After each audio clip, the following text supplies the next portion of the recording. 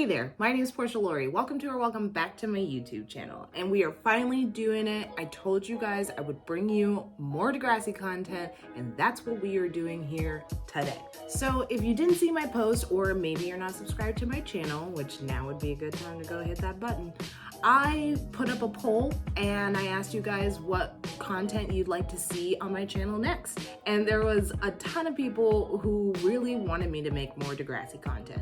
And so that's what I'm here to do today. So today's Degrassi video is all about the music of Degrassi. And when I'm talking about music about Degrassi, I'm not talking about background music or popular songs that they use. I mean the authentic music they created for the show.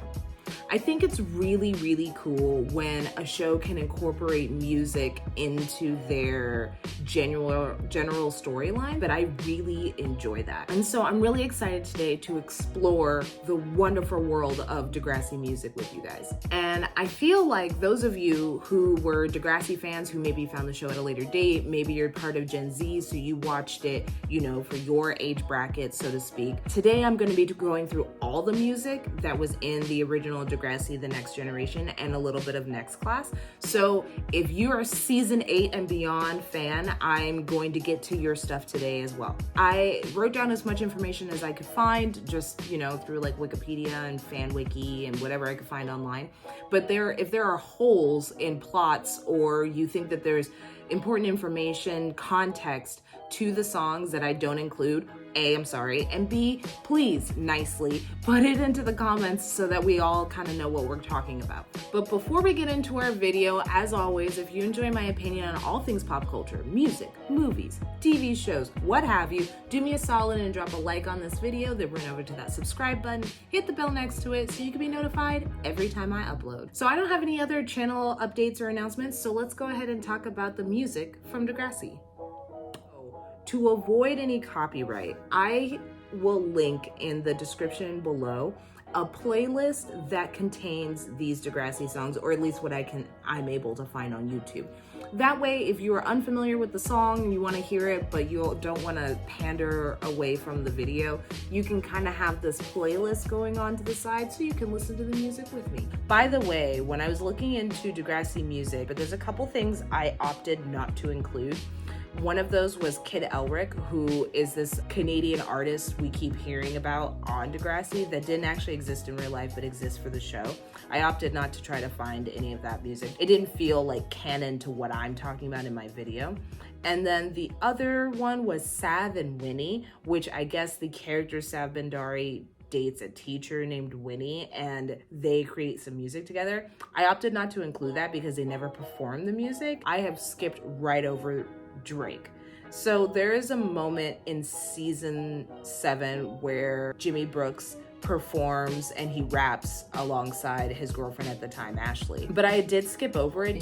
There wasn't enough like grit in there or enough material that I felt that it was deemed really worthy. Not to mention, if you live on the planet, you know who Drake is, you know he can rap. Keep that in mind in case you're like, how come you even talked about this? And I felt like if we were gonna talk about Degrassi music, we had to start with the OG. And the OG is Degrassi High. I mean, I guess the real OG is Degrassi Junior High, but from my research, I couldn't find that they actually did any music in that version of the show. If I'm wrong, for sure, let me know down in the comments below. But to start off, let's talk about a little band known as the Zit Remedy, or the Zits. The Zit Remedy featured Joey Jeremiah on keyboard, Archie Simpson on guitar, and Derek Wheeler on bass. The Zit Remedy was created in Degrassi Junior High. They only had this one song as part of their repertoire, but this song was played ad nauseum throughout Degrassi Next Generation. But the Zit Remedy had one song, and I feel like all of us should know it by now. And it's called Everybody Wants Something. Let's take a short drive down memory lane to revisit this 80s classic. Just like all the 80s vibes, they are here, they are present, we are ready for them. It's kind of awful, I'm not gonna lie to you. I really wanna say how much I love this because it's like classic and they like reference it so much in Degrassi. Maybe I'm exaggerating. You tell me, you be the judge. I think it's pretty awful. But what I do appreciate about this is, like, anytime it's brought up, even in the later series, they talk about it so positively. In my research, though, I didn't verify if everyone is actually really singing or playing instruments. I think there are some characters or actors who can, but for the most part, I think that they were just playing a role and they weren't necessarily doing any of the musical stuff. Wheels, Derek Wheeler, whom I believe has passed away, rest in peace, but I believe he had mentioned in interviews and stuff post, like, the show being over, had said that he hated doing the musical scenes. They taught them how to play enough so that they look realistic, but none of them actually had any musical talent, and I think that's kind of hilarious. I'm not gonna rank the songs because that's like a whole added layer of like more shit I have to do behind the scenes. If I were to give this a letter grade, I would give this a C-. It is a fine song. That's it. That's all I have to say. On to the next. So now we're moving into my era, Degrassi, The Next Generation. And the next iteration of Degrassi bands we have is Two Girls and a Keyboard, also known as Three Girls and a Keyboard, also known as Paige and Terry. This band was created by Ashley Kerwin, who provided who provided the lyrics as well as the general composition of the song. Terry on vocals, as well as Paige Michaelchuk also on vocals. We basically watched 30 minutes of Paige and Ashley going head to head over how the song should be done, the style it should be done. We get this infamous moment between Paige, Terry, and Archie jamming out over some techno beat he created for them. Because we have this song here and we want to make another version of it. Well, you came to the right place. Y'all ready for this?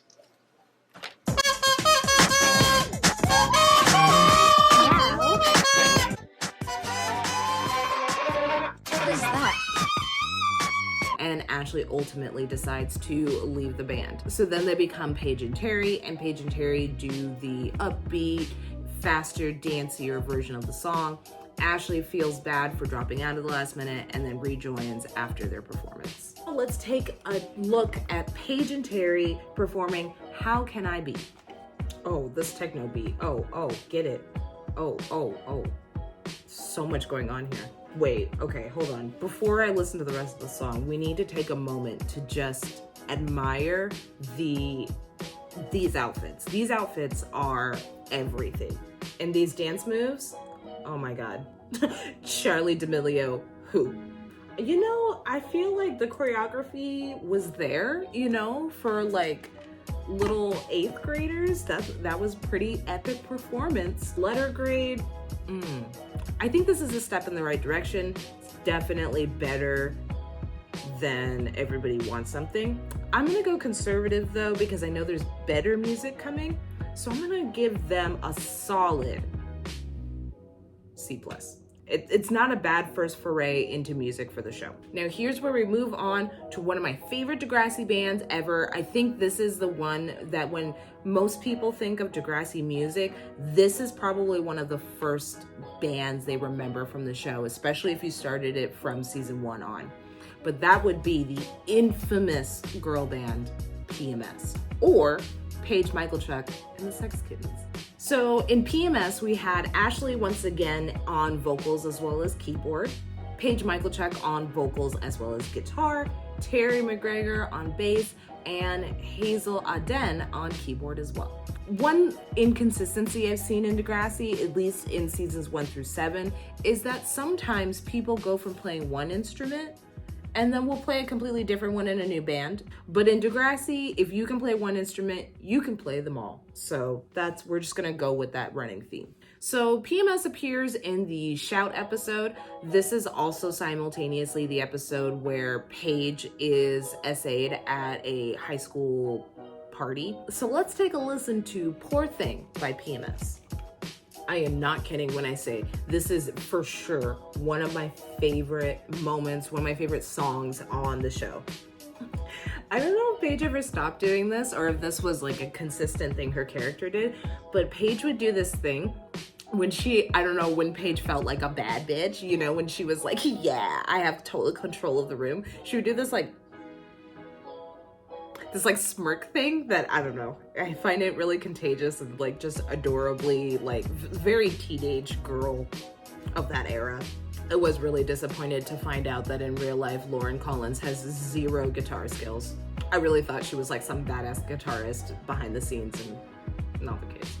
I really appreciate the intensity of the lyrics too. I do have to say that I think we are lacking a little here on vocals. Actually, it probably would sound a little better if they had been Ashley instead.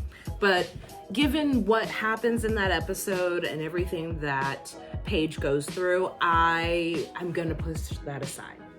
So for letter grade, I'm gonna give this an A, only for the fact that I think the way it culminates till we get to that point. Now, if I'm gonna look at it just from like a song listening to perspective and like musicianship and stuff, I mean, it's like a C, like a solid C. On to the next. So if you were thinking of Degrassi music and PMS wasn't the first band at the top of your list, I think this next band would probably be the other one that you would think of. And that band would be Downtown Sasquatch. It consisted of Craig Manning on lead guitar and vocals, Jimmy Brooks on guitar, Marco Del Rossi on bass, Spinner Mason on drums for season 3 and 4, Ashley Kerwin on keyboard when her and Craig were together, as well as Ellie Nash on drums for season 5.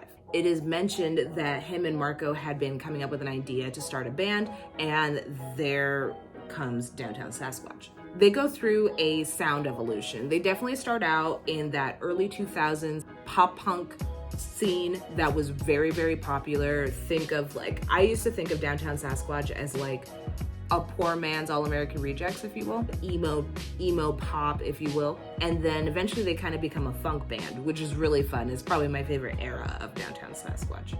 Now, they did have to replace their drummer Spinner because, as you know, Spinner was part of the cause of what happens to Jimmy and how he gets shot.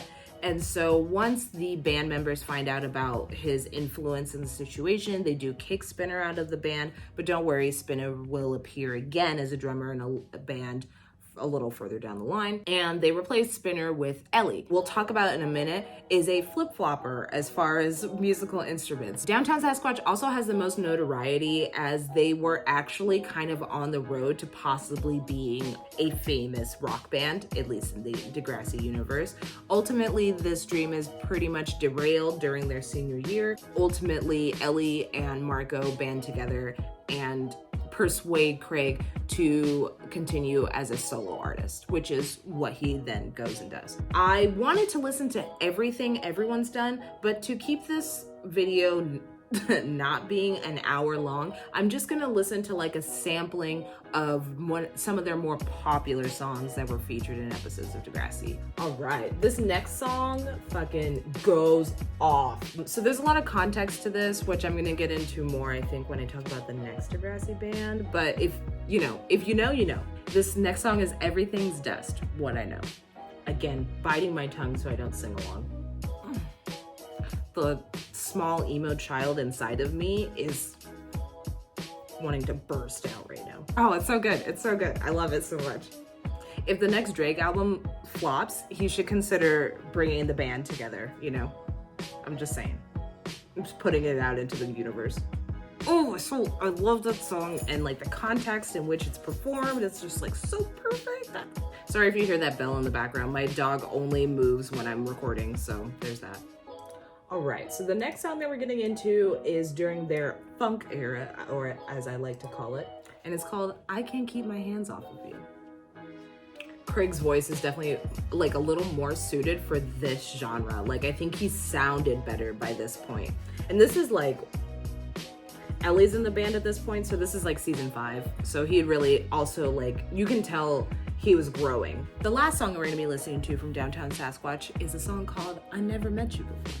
All right, kind of a, I don't know, that song was fine, but it didn't get me quite as hyped as some of their other songs. So Downtown Sasquatch as a whole, I just really like their story. It seemed very true to life. I knew a lot of kids that were in bands growing up that had the same similar kinds of drama and things like that. I would give Downtown Sasquatch overall a B+. I would say they were really talented. They made some catchy tunes. Did I foresee it going on past high school? Not really. And I think it's pretty fitting that Craig ended up disbanding the band and doing his own thing. Because at the end of the day, I think the only standout from the band is Craig. So it made the most sense that he would then venture out and do his own solo thing. So our next band is a little known band known as Hell Hath No Fury. Hell Hath No Fury was made up of Ashley Kerwin on lead vocals, Paige Michaelchuck on guitar, Hazel Aden on keyboard, and Ellie Nash on bass. They don't have a drummer. I don't know if you noticed that, but there's a lack of drummers throughout the show. Anyway, the Battle of the Bands episode, or otherwise known as Rock and Roll High School, came about right after the tail end of the holiday episodes. That is when it was revealed that Craig had been serial cheating on Ashley with Manny Santos, and that whole situation pretty much explodes. And Ashley comes back to compete against Craig and his band at Battle of the Bands with a song known as Mr. Nice Guy. This band only really existed for this pivotal revenge moment and then ceases to ever exist again. Later on in season 5, Ellie does ask to get the band back together because she needs more extracurriculars for her college applications, and that ends up getting shut down by everyone else. So Ellie ends up joining Downtown Sasquatch, which is why we see her as the drummer in that band in season 5. Now, why Ellie couldn't play drums for Hell Hath No Fury, which would have made a better rounded out band, whatever, that's beside the point. Let's check out Mr. Nice Guy. And again, I have to say, this is another one of my favorite female empowerment moment songs on the show. And again, why I think Ashley should have been the lead singer in the previous 2 girl bands, but it is what it is. And the lyrics, so clever, so good. Gonna make the day you met me a day you regret. Ugh, that line and the opening line always really get me. Love it. Wish Hell Hath No Fury had more jams. I'm just saying, there's a lot of potential here to have a really dope girls band, but never quite comes to fruition. And this would be the final all-female band that would exist in the Degrassi universe. Oh, and in case you were wondering why Terry wasn't in Hell Hath No Fury, this was when Terry was in a coma and before she actually moved away, which is why Ellie was in the band as opposed to Terry. But I would say Mr. Nice Guy gets a solid A-. It's really good. There was a lot of potential, missed opportunity, but Hell Hath No Fury also, it's just one tier below PMS, even though they're essentially the same band. And we are moving on to our next artist, none other than Craig Manning himself. So as I said, when I was talking about Downtown Sasquatch, they found a manager who was definitely more interested in Craig than he was in the rest of the band. And so the rest of the band tells Craig that he really should go solo, and that's exactly what he does. Most of Craig's solo journey through music is dealt with off camera, but we do get a few glimpses into what his life is like after he goes solo. In season 7, I think it's 7, it might be 6, so correct me if I'm wrong, but we have the episodes What's It Feel Like to Be a Ghost with none other than very famous real rock band Taking Back Sunday. Saw them live a few years ago.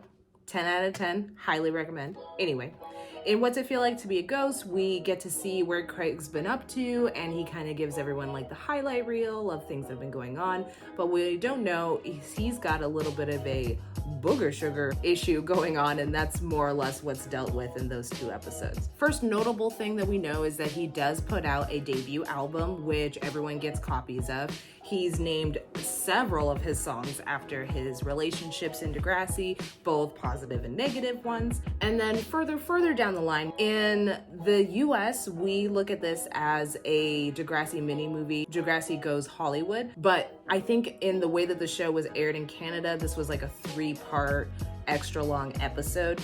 And it's basically where tons of members of the cast go to Hollywood for various reasons. Ellie runs into Craig, they start hanging out, all of those unrequited feelings that she had that we got to see a little bit of in What's It Feel Like to Be a Ghost all bubble up again. From our understanding is we basically can say that Craig is a successful solo artist and he is living in Hollywood pursuing his dreams still. So now let's dive into some of the music from Craig Manning. Let's get into Drowning. I really like this song a lot. I really like the sound of his voice. Like, if Jake Epstein, if you're watching this, I don't know why you would be, but in the off chance that you are, please put out some music. Please have a solo career in real life. Pull a Drake. Do it. Do it now. I really like that lyric, I flew too close to the sun. I chased the whale on the run. I don't know, I like that imagery. Let's go to our next song, which would be My Window. Again, I'm gonna have to try real hard not to sing along. Per Degrassi canon was written by Ashley, and it's something that Craig puts on his first album. But this is in the episode Bust a Move. We find out that Ashley drops out of high school in order to play keyboard for Craig on tour. I feel like Ashley's storyline was never completely finished on Degrassi, so I often wonder if she's still like, is the character working in the background somewhere in the music industry? That's kind of how I imagined she would grow up to do. You can also see like the progression of how much better the music got over time on Degrassi. So like, shout out to the production for like making these songs feel really real. An all-time favorite. Adore that song. And the final song that we'll be listening to is actually from Degrassi Goes Hollywood, and this is a song called Rescue You.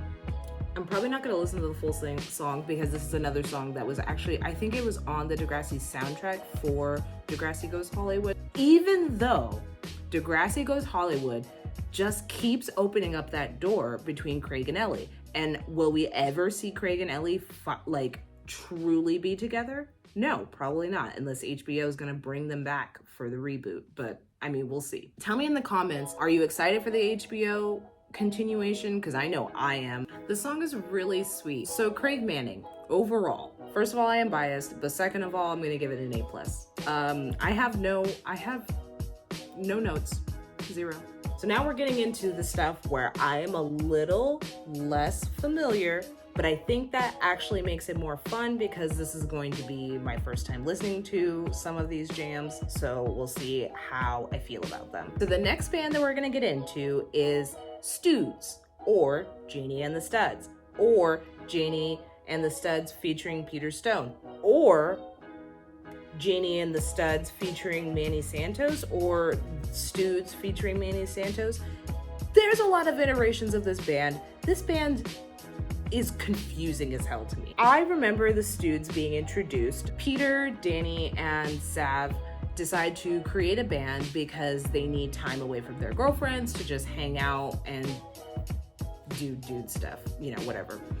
And they start this band and they realize that they need a drummer. So they have Spinner come in and check out the band. They play this like little song, 2-second song for him. And Spinner essentially laughs in their face and he's like, no, you guys are like just a bunch of pretty boys. It's not really my jam. That's not really what I'm into.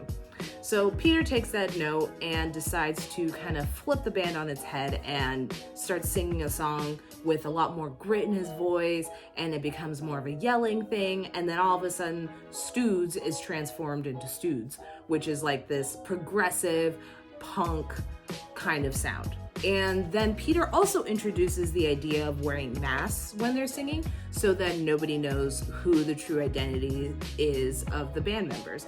Now, Studs goes through quite the whirlwind of ever-changing band members. Because this is the cusp of when I stopped watching, I know about half of their story and the other half I read in my research, and I was confused. So if I'm explaining this incorrectly, totally understand. Please redirect the correct information in the comments. So Studs becomes like a thing at Degrassi. They play at like any kind of Degrassi event. The students really enjoy them. And at some point their identities are revealed to everyone. Later on, when Peter is dating Mia and she's kind of on her modeling journey, somehow he's introduced to and becomes an addict and gets kicked out of the band, which is when the band becomes Janie and the Studs. And then at some point, Peter gets clean and is invited to come back to the band, or he begs to be let back into the band, and the band eventually relinquishes and they let him back into the band, which is when it becomes Janie and the Studs featuring Peter Stone. And then later down the line, Manny is in the band, but it's only they somehow get a gig for Jason Mewes new musical, and they do the songs for the movie, but it's sung by Manny, and it's some kind of big situation so that she can get casted in Jason Mewes' movie. And basically the ending of the Stoods comes after it's revealed to Spinner that Jane has been cheating on him, and so Spinner disbands the band, leaves the band for obvious reasons, and they basically all go off to college, and so the band is no more. And that's kind of the gist of the story of the Stoods. So now let's get into some of the jams. This first song is the song I remember. This song is called Shared Custody. It definitely sounds like Peter was listening to a lot of Misfits and like a lot of Social Distortion, and he was like, I could do this, and then did whatever that was. Not my favorite, hoping it's gonna get better from here. All right, this next song is called I Just Wanna Party. Oh yeah, I do remember this song. I feel like this song is very much like, we like the Sex Pistols. I don't know if the disdain on my face is telling you anything, but so far, not a fan. Please take everything, all of my opinions for this portion of the video with a grain of salt, because it's just not my jam. So far, I kind of hate all of this. The next song, I'm pretty sure this is when Jane took over, called Good Times. Yeah, I definitely prefer her vocals, but these songs are still kind of trashy. I feel like I'm being so super harsh just because this is not the generation I grew up in, because this isn't any worse than the music we've already listened to. I actually really do like her vocals. I just don't like the composition of the song. I think it's just like a little bit too fast paced for me, and I'm just like not really feeling it, but I enjoy her voice. The next song is House Arrest. Okay, I'm actually kind of into this song. Peter's is more in the background and more of a harmonizer, which is, I think, is where he belongs. Okay, that was fun. I'm here for that. All right, so now let's get into some of the Manny Santos features. So if I remember correctly, this song is Manny singing to Emma and Spinner right after they get married. It's called Trust You With My Heart. Cassie Steele, who plays Manny on Degrassi, or played Manny on Degrassi, is actually a music artist. I know she was releasing music, I think, as like a solo artist kind of during Degrassi. She sings the theme song for Degrassi too for a couple of seasons, so this is really her singing, which I think is really cool. I also really enjoy her voice. Yeah, I like this. This is like just very sweet. I still think Emma and Spinner getting married is wild, and you can give me all the excuses in the world, but those two characters don't make sense together, so whatever. Oh, and I forgot to mention that Jay plays drums during this time. So, Stoods, Janie and the Studs featuring Peter Stone, Stoods featuring Manny Santos. Overall, I'm gonna give it a C+. And now we get into stuff that I legitimately have no preconceived notions going into this. I don't know what to expect, but we are gonna see how it goes. Our next artist is Jenna Middleton, who I believe joined the cast in season 8 or 9. She is a transfer student new to Degrassi. She performs at the Degrassi Beach Bash, which is how we're introduced to the fact that she's an artist. And she competes on like a fictional American Idol type show on Degrassi. So the first song we're gonna listen to is a song called Shine.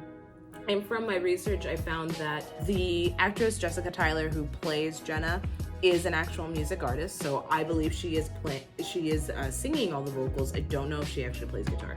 From what I read online, her music is more upbeat. It's a little more poppy. This is giving me big Kids Bop energy. In my time in retail, I also worked at a store you might know of as Justice or Limited To. This is the kind of music that we would play when I worked there. So this is like kind of re-traumatizing me right now. I don't know if I'm ready for this. But she has a nice voice. I just don't care for any of these lyrics. I think they're a little bit too hokey for me. Now, if I was a 12 or 13-year-old, this would totally be my jam. It's fine. It's a song, and that's where I'm at.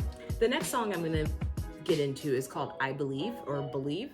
I'm having zero reaction to this music because I don't want to say how much I dislike it. But I'm having a really hard time finding anything to say about this. It's just so generic. I think it also has a lot to do with the fact that I didn't grow up with this section of Degrassi. I'm not even really familiar with the storyline. And maybe if I was more connected to the plot, then I would feel more connected to this music. But for me, just listening to it on the fly, nothing. And the previous songs that I've already played just have this childhood attachment to them, and that's why I feel so deeply about those songs in comparison. I have to keep it reiterating, she does have a very nice voice, very sweet voice. I can't quite tell what genre she's shooting for. I don't know if this is pop music or if this is like country light, like a la Taylor Swift at the beginning of her career. That's kind of the general vibe I'm getting. Let's listen to one more song from our girl Jenna before we move on. So this next song I'm gonna play is called Goodbye White Horse, and she actually sang this with Sav Bhandari wholeheartedly.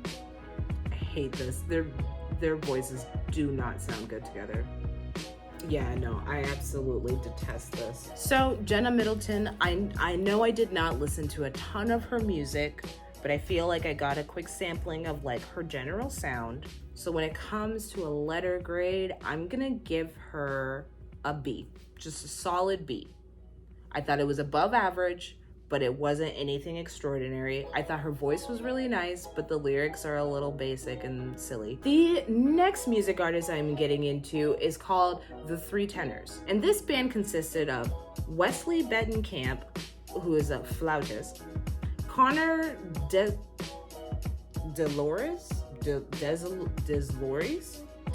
Connor as the DJ, and Dave Turner on vocals.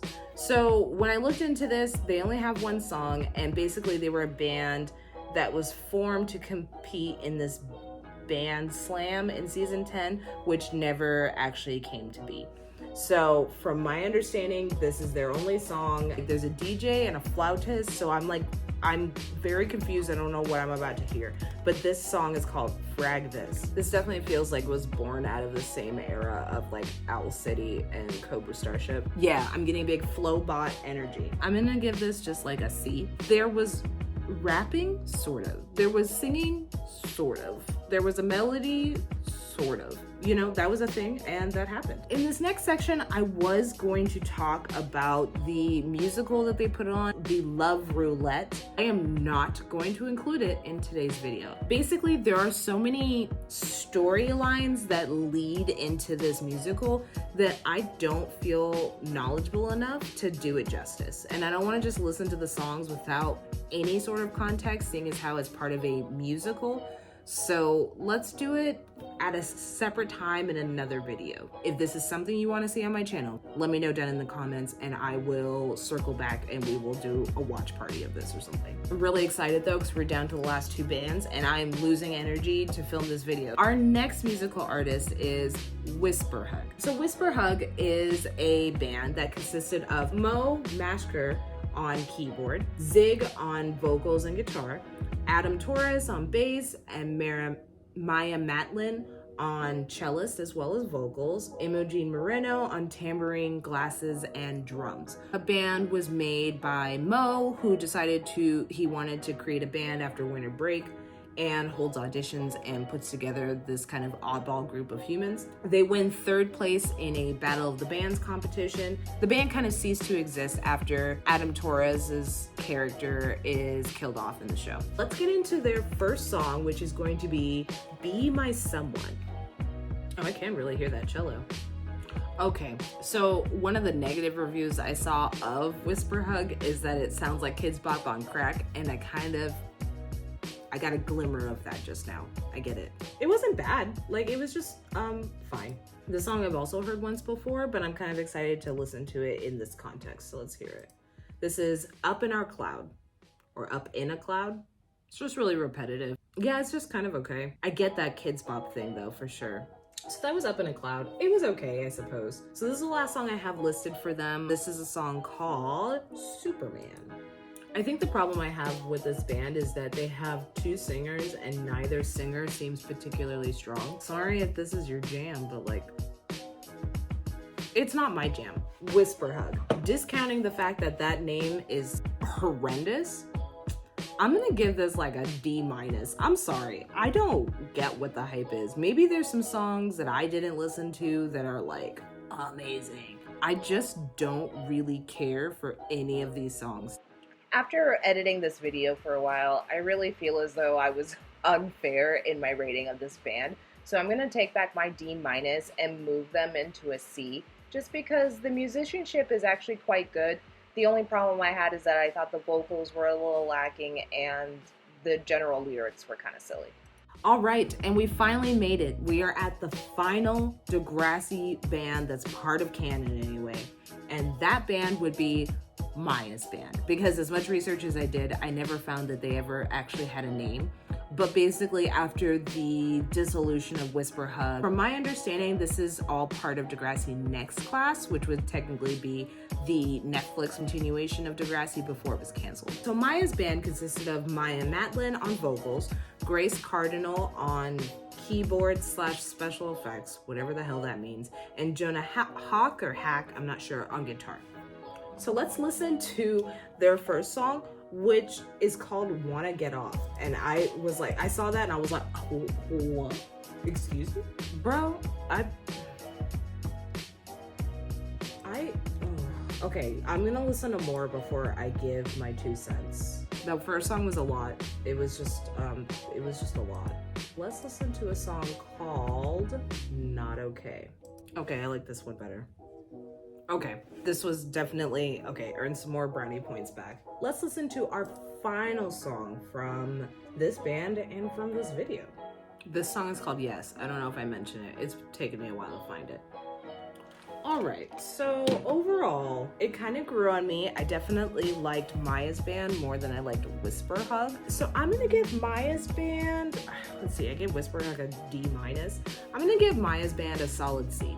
So yeah, that was today's video. I'm so glad I finished this. This was actually really fun to do. I hope you guys enjoyed watching it. I know that I left out Drake. I just felt like it is so redundant for me to sit here and listen to Drake rap on Degrassi when it literally sounds identical to how he raps now. Be sure to tell me in the comments who's your favorite band from Degrassi, and I appreciate each and every one of you for clicking on this video and checking it out.